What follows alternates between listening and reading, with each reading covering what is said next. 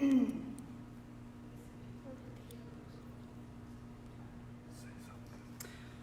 morning. I think you can hear me. We're trying a new microphone. If folks are starting to join us for at First Christian Church, say hello. Is some people saying hello? One person? That's all right. They'll start coming. Robin? Oh, is that Sharon and Jim Bob's daughter? You answer that question. Yeah, you could flip it, Jazz, so she can say hi to her mom real quick. Oh. Dad, say hi too. Dad is not. Or not, okay. Dutifully looking at his bulletin. Or his phone, you never know. I'd probably yeah. I know, it's toothpaste. Like, that's brushing. Oh, yes. Rasic is homesick today, not with COVID, just a regular old flu virus. And we hope and pray she feels better because we sure need her for our Easter Sunday coming up soon.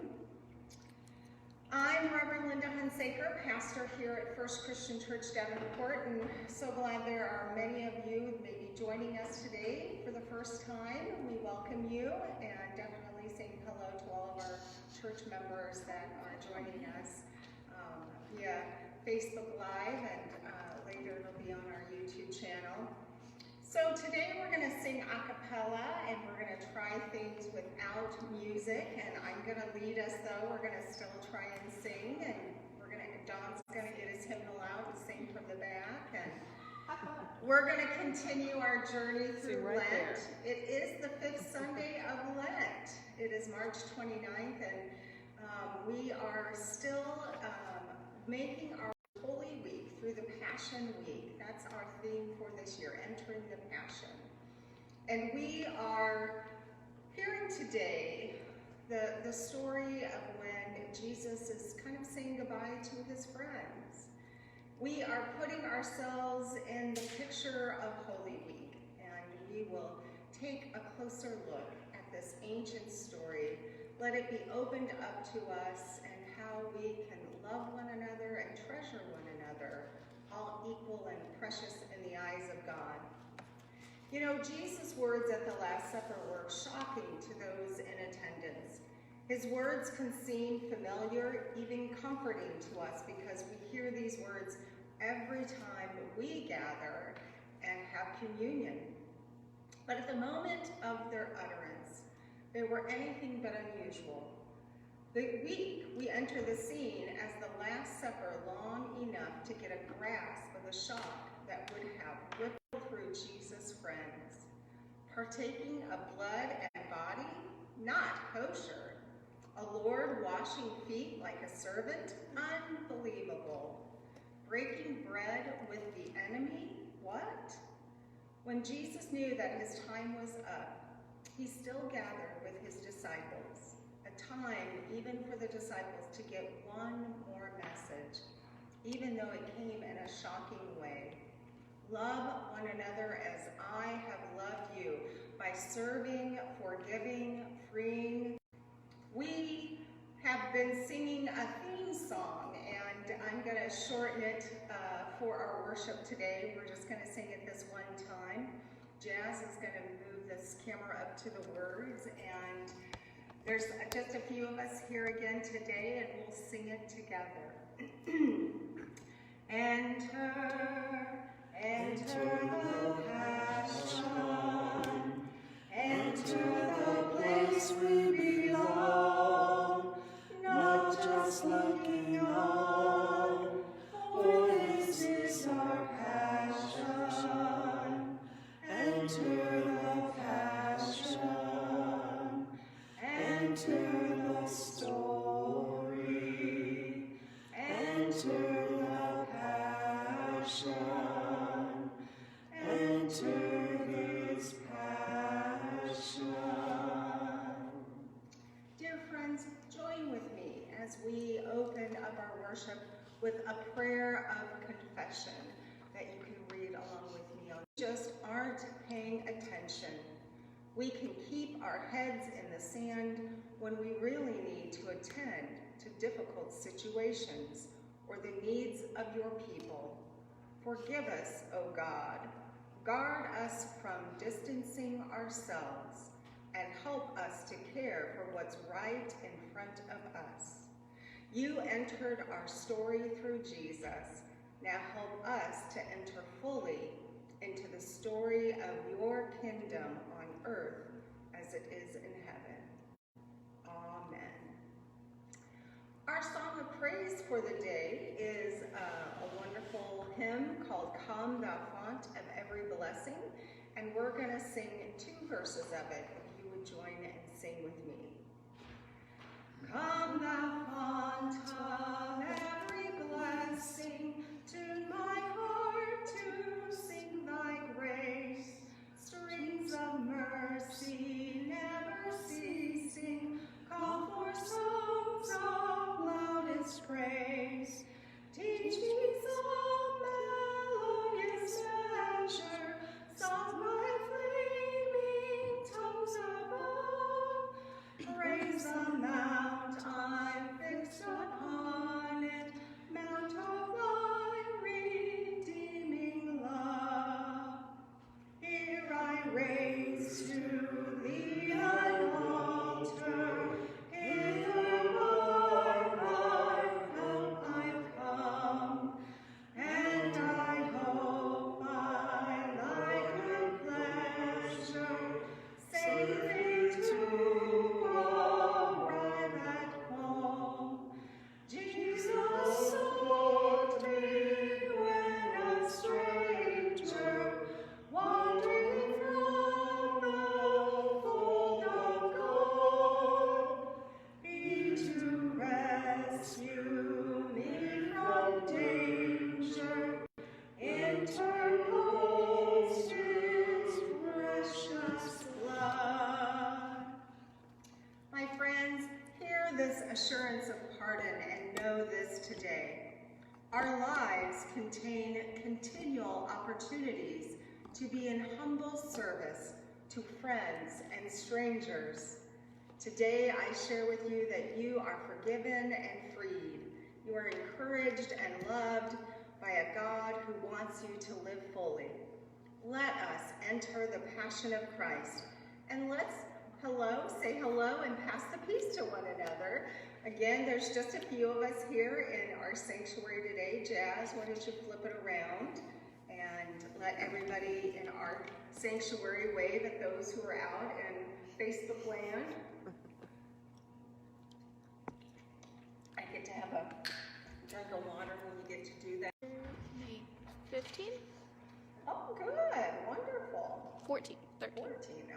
Oh, it's getting up there. People come in and out and say hello to one another. That's what I hope we are doing while we have this worship time together. So again, we are in the 5th Sunday of Lent, and that means that in the Holy Week story of the Passion of Christ, that means we have come to Maundy Thursday, or that day when Christ met with his disciples in that upper room mentioned in this story. But you'll hear the passion and the love that Christ has for his disciples. I read for you from the Gospel of John, chapter 13, verses 3 through 16. Jesus, knowing that the Father had given all things into his hands, and that he had come from God and was going to God, got up from the table, took off his outer robe, and tied a towel around himself. Then he poured water into a basin and began to wash the disciples' feet and to wipe them with the towel that was tied around him. He came to Simon Peter, who said to him, "Lord, are you going to wash my feet?" And Jesus answered, "You do not know what I am doing, but later you will understand." Peter said to him, "You will never wash my feet," Jesus answered. "Unless I wash you, you have no share with me." And Simon Peter said to him, "Lord, then not only my feet, but also my hands and my head." But Jesus said to him, "One who has bathed does not need to wash except for the feet, but is entirely clean. You are clean, though not all of you. For he knew the one was there to betray him, and for this reason Jesus said, not all of you are clean. It was after that Jesus washed their feet that he put on his robe, and he returned to the table, and he said to them, "Do you know what I have done to you? You call me teacher and Lord, and you are right, for that is what I am. So if I, your Lord and teacher, have washed your feet, you also ought to wash one another's feet. For I have set you an example, that you should do as I have done to you. For very truly I tell you, servants are not greater than their master, nor are messengers greater than the one who sent them." We hear today our story of the Passion again through beautiful artwork. And as Jazz has the camera up on our screen looking at our piece of artwork today, you'll notice it looks a little broken. And it's because it's painted on a concrete wall out in the world in the community. And I invite you to imagine yourself at the banquet that Christ gathered his disciples, and we hear his story today. My master's banquet hall upstairs was booked for this night, and the time had arrived for the evening's group to come for the banquet. All was prepared according to their wishes, and I was ready with water in the basins as I always am. Years ago, my parents had given me to the owner as collateral for a debt they owed him, but things did not go well for them, and the debt had never been paid. And so I worked to pay it off. Roman law says that someday I could be a free person, but I will never again have the full rights in society like those who have never been slaves. It is a mark for life. I keep my head down and do what the master asks because legally he has the right to punish, abuse, and humiliate me. I've witnessed it happen to others. Right now, I have no rights. So there I was with the bowl, just waiting to go ahead to start. It would be the honored guest first, of course. I knew which one that was by where he was seated. This was all protocol. Everyone has a place according to their status. When he showed up, I recognized him and remembered the stories I had been hearing about this teacher.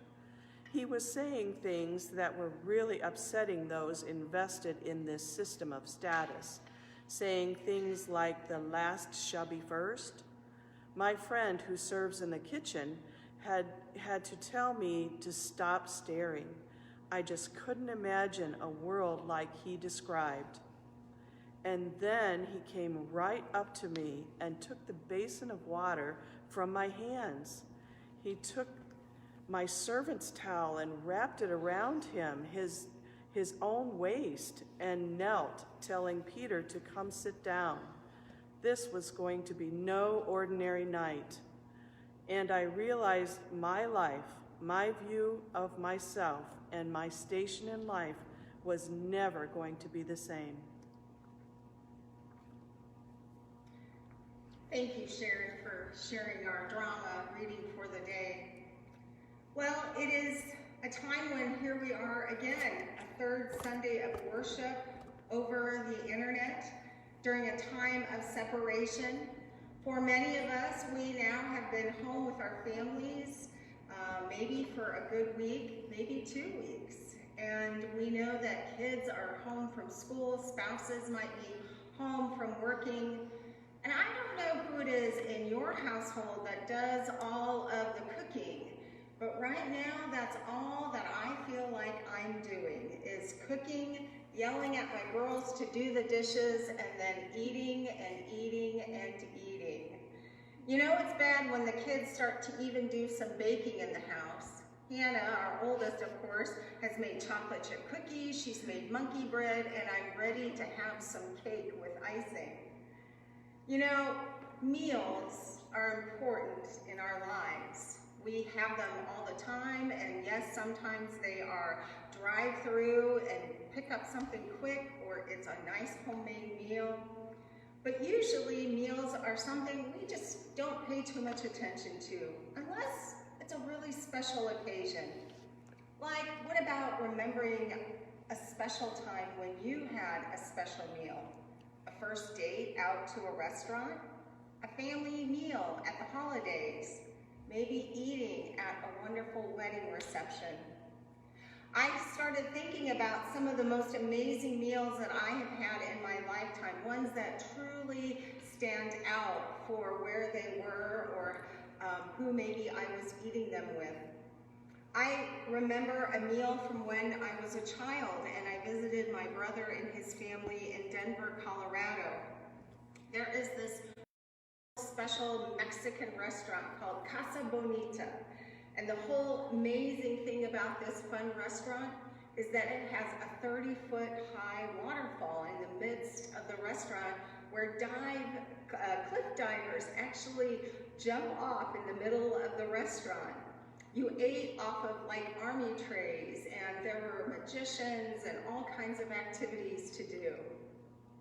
I remember in college when I got to travel to Europe with my choir and we sang in 5 different countries. People in Europe don't have a problem with sharing tables with one another. And I remember eating at this little German house that had tables and folks were eating with us college students. And it was the first time that I ate Wiener Schnitzel and loved it. I know that maybe we don't remember our meals unless they're very special occasions. What's the old saying? Maybe you can't remember what you ate for dinner last Wednesday, but that's not to say it didn't do you any good. We know that meals are here to sustain us, to keep us going. And on this 5th Sunday of our worship series, we are remembering that Last Supper that Jesus had with his friends, the disciples. We call it Maundy Thursday during Holy Week, but many know it as the Last Supper. But if you recall from the text that I read from the Gospel of John today, we didn't hear about the special meal Jesus shared with the disciples. We didn't hear about him breaking bread or pouring the cup, but maybe we hear about what happens right before the meal actually happens. As it says in the Gospel of John, the meal was kind of in progress. The devil had already prompted Judas to betray Jesus, and the Gospel writer tells about a portion of the evening's festivities that the other 3 Gospels omit. They don't even tell of this story. And I think that's why it makes the event even more memorable. It seems that at one point in the meal, Jesus got up from the meal, took off his outer clothing, wrapped a towel around his waist, and he poured water into a basin, and he began to wash the disciples' feet, drying them with the towel that was wrapped around his waist. Could you imagine the shock and confusion that went through the disciples' minds as they slowly realized what was happening? Rabbis, teachers, they don't wash their students' feet. If anything, it's the other way around. Washing feet was the job of the lowliest servant in the house. And here their master was bending down, a towel around his waist, carrying that basin of water to wash their feet. This was an event bordering on scandalous. And you can tell it by Simon Peter's response. When the master came to Simon Peter, Simon fought with him and argued, "Lord, you're not going to wash my feet, are you?" And Jesus tells him, "You don't understand now, but later you'll understand why I'm doing this." Peter starts to fight with Jesus. "No, I don't want you to wash my feet." Even though Simon Peter was arguing with Jesus, it was because his heart was in the right place, even though his foot was headed directly to his mouth. Jesus tells Simon Peter again, unless I wash you, you're not going to have a part of me. Simon Peter then looked at Jesus and said, well then, Lord, not just my feet, but wash my hands, wash my head. And Jesus, I know he just smiled at Simon Peter, loved him for his passion and when he gets caught up in the moment. But Jesus tells him he doesn't need all that. All you need, Jesus tells him, is to have your feet, the feet that has carried you for miles, that you have walked with me. If I just wash your feet, then your whole body will be clean. You are clean. Jesus washed all the disciples' feet, and he put on his clothes, and he returned to his place. And in that wonderful last teaching moment that Jesus has with them, he looks at the disciples and asks them, do you understand what I've done for me? What I've done for you? What do I have done for you? You call me teacher and Lord, and rightly that's so, because I am your Lord and teacher. But I, the one in charge, have washed now your feet. That means you should wash other people's feet. In the book that Amy Jo Levine, who is the author of Entering the Passion that we're using as kind of our theme, she talks about this story in her book, about the Lord's Supper and about the act of Jesus washing his disciples' feet. Amy Jo says to them, to be a true servant leader, you have to take on sometimes the role of a slave. It means that you have to take on the role of freeing others, not from sin, but also from bondage. Washing other people's feet may seem shocking to us, but more out of a disdain for feet rather than the real reason it was shocking to those first disciples. I know people who don't like to have their feet touched whatsoever, and I find true joy in having a pedicure. Jesus, in his true self, as master teacher, as the honored guest, who should have been the first to be served, to be the person who didn't have to lift a finger at that meal that night, did not have to become servant. He didn't have to wrap a towel around his waist. He didn't have to put down on his knees and start to wash his friends' feet. But if the disciples paid any attention at all, and they would have heard Jesus proclaim that when you become a servant and serve others, you are freeing the captives. You are being with the least among the society and telling them that they are important, that they are priority. It's that whole, the last shall be first and the first shall be last. You know, I thought this story was very touching when I think about the times we're living in right now. I think about all the people who are currently being servants in a very uncertain world.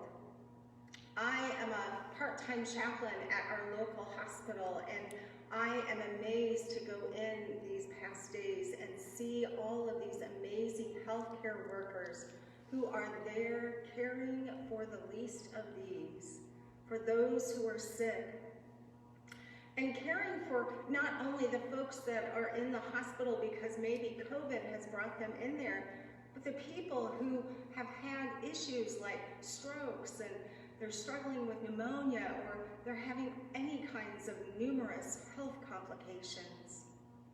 I'm remembering that all of those healthcare workers are really being servants to one another in this world. We must remember that behind those nurses and doctors and those masks who are caring for all those sick patients are even greater servants. The people, the care workers and custodians who are cleaning the rooms and preparing for when the next person comes into the ER. Right now, I love to see all of the hearts in people's windows because it's a campaign to remember that we need to be kind to one another, and to have hearts for the true heroes in our world, our healthcare workers. If anything, I think, will ever come out of this horrible situation is that my prayer is we become more Christ-like and be a servant to one another, that we have more patience and more understanding and more kindness to one another. I heard a great story just this morning about a second grader who is really truly feeling all about what it means to be in isolation with their parents. He must have merely been missing his second grade teacher because his mom and he delivered flowers on his teacher's doorstep. And with it in second grade handwriting was a little note that said to his teacher, "I miss you a lot. I can't wait to see you soon because my mom sucks at being a teacher." It stinks right now, being where we are and knowing that this is an illness that we don't understand, that we're trying to cope with in the best ways we can. When I think about all of those healthcare workers and the staff in our hospitals who are trying the best that they can to be servants and care for one another, care for the least of these. I bet you have wonderful stories too about folks in nursing home facilities where they're trying to make the best of the situation, celebrating milestone birthdays of being a 90 or 100 and having folks gather outside waving to somebody inside. To hear of young folks, kids that are drawing all kinds of pictures that are saying to folks in nursing homes and hospitals, "You're not alone." When Jesus humbled himself at that Last Supper, got down on his knees and washed the disciples' feet, he became a servant, even when he should have been the teacher, master, and being served. He tells us, remember this and do this for one another. For I loved you, you love one another too in my name. Amen. Oh my goodness. We are praying for so many, of course, in our world right now, and I'm still blessed to hear that while some of us are cooped up inside, and yes, some of us have been dealing with some illnesses, I haven't heard yet of anybody in our congregation that has had the COVID virus, and I continue to give thanks for that. We know we continue to pray for those in our community that are out there working hard. Our Jim Bob is still driving his bus for Riverbend and taking folks to places that need to go, that don't have ways to go. And those are the kind of people that I am appreciative of and we forget about. I don't know, Jazz, can you look on our live feed and see if there's anybody that has any prayer concerns? I know we had lots of storms that came through our area last night, and I pray that nobody's homes or places got had damage. Yeah, Jazz. Liz Toll wants you to pray for her and Chloe because their medical appointment tests and surgeries have been postponed due to the virus. Lots of people have had their surgeries and non-essential appointments postponed at this time, and I know we pray for all of our church folk that are having to wait and pray everything's okay. Good friend and customer of mine, Arlene Warner, had a stroke this week Oh, and is hospitalized. and is hospitalized, absolutely, Sharon. Like My I said, I sisters. prayed yesterday for two folks at the hospital, both of them in ICU, one that could possibly have the virus and was in isolation. I prayed outside her door, and she can't have any family with her, and that was hard to see that, because there's so many that are in that situation. My sister Debbie and my sister Linda and Doug and Cindy and Don and For those that have had hours cut or have had a temporary layoff or had a permanent layoff, we pray for all of those folks right now. Absolutely, absolutely. Absolutely.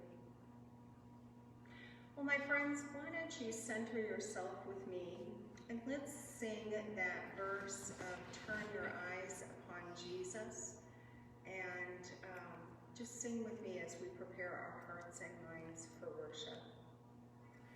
Turn your eyes upon Jesus, look full on his wonderful face, and the things of earth will grow strangely dim in the light of his glory and grace. Pray with me, my friends. O loving God, you taught your disciples to love one another, a love which would manifest itself in selflessness and in servanthood. Hear the prayers of your people for our world and all who dwell in it today. We remember today all those whose lives were turned inside out by their encounter with Jesus, and especially those at the Last Supper. We know that the disciples understood after Jesus' death what now it means to be a servant. And we are so grateful that they shared and took that mantle on to teach us how to be servants in this world for Christ. Because we are remembering those today who now are giving their time and effort to be servants, who maybe now are all of a sudden making face mask shields at homes or sewing cloth masks for nursing homes and for hospitals. We pray for the people like our Punch neighbors here that yesterday gave out food and supplies in our drive-through shelter place, and just praying that those that are in some need can get the things that will help them. We pray right now for those in our community who maybe are homeless and don't have a place to go or a meal to be able to eat. We pray that they are being cared for in some way, somehow. We know that we are praying for our world right now, that somehow, because of all of us being in place, are somehow healing itself. And we are so grateful, oh God, that maybe we can continue to lovingly care for this world you've given to us. We come together to pray for this city and for the cities and villages around us, that all might work together to strengthen and improve the lives of our citizens. To pray for the church both here in this faith community and around the world, for those who might be joining us for the first time, to know we pray for all, that during this season of Lent, it might be a time of renewal of our faith and of our mission on your behalf. And that we know, oh God, that you hear the prayers for ourselves and yes, our own needs, but also you've heard the prayers of those around us, the ones that we have voiced here and our friends have maybe lifted aloud in their rooms at home. We ask that you hear all those prayers this day, oh God. To those who may be sick and sorrowful, we know, oh God, you will bring healing and hope. To the grieving, you will bring peace. To the dying, you will bring joy of your promise to us in eternity with you. For these and all of the prayers we offer you, trusting in your goodness and your strength, we pray together in the name and spirit of Jesus Christ, who taught us to pray, saying, Our Father, who art in heaven, hallowed be thy name. Thy kingdom come, thy will be done, on earth as it is in heaven. Give us this day our daily bread, and forgive us our sins, as we forgive those who sin against us. Lead us not into temptation, but deliver us from evil. For thine is the kingdom, and the power, and the glory forever. Amen. Amen. I invite welcome to join with me on our communion table, and we will invite you all to gather.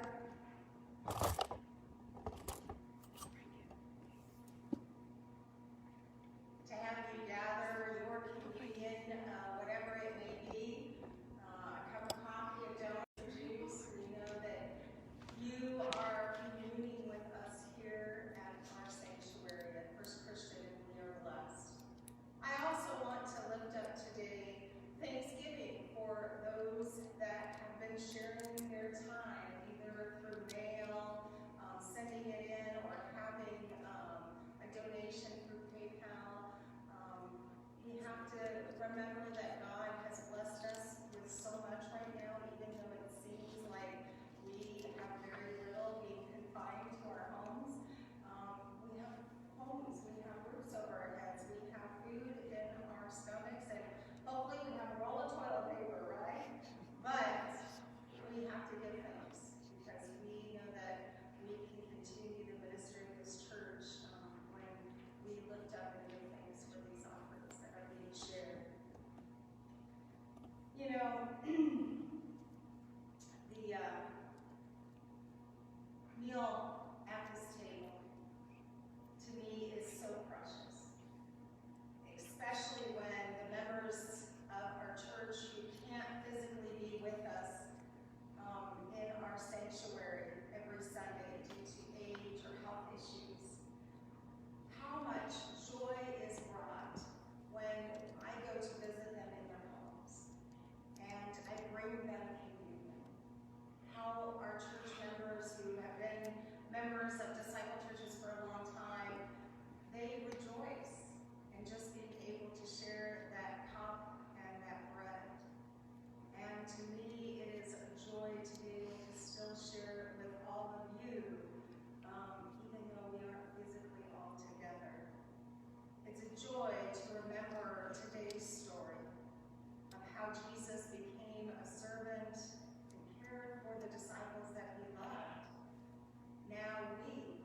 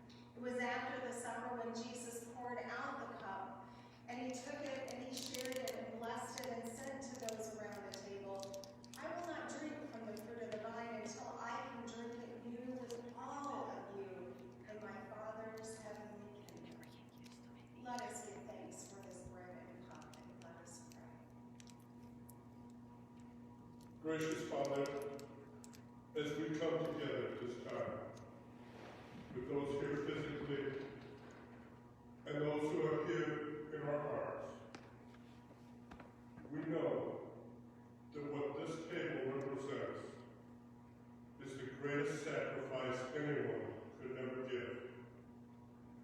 And we thank you with everything we have. We hope, Lord, that we have come to be able to do what you expect of us. We know we're not perfect, but we know that through this, all we need to do is ask, and you will accept the things that we do, and bless us, and give us the opportunity to continue and to be new, and enter a new creation, a new world. And right now, as we think of the things that are going on in this world today, that is something very, very special. In your heavenly name. Amen. My friends, we gather in this special time of worship together. We share in the bread and we share in the cup this day and give thanks for the life, the death, and the resurrection of our Jesus Christ.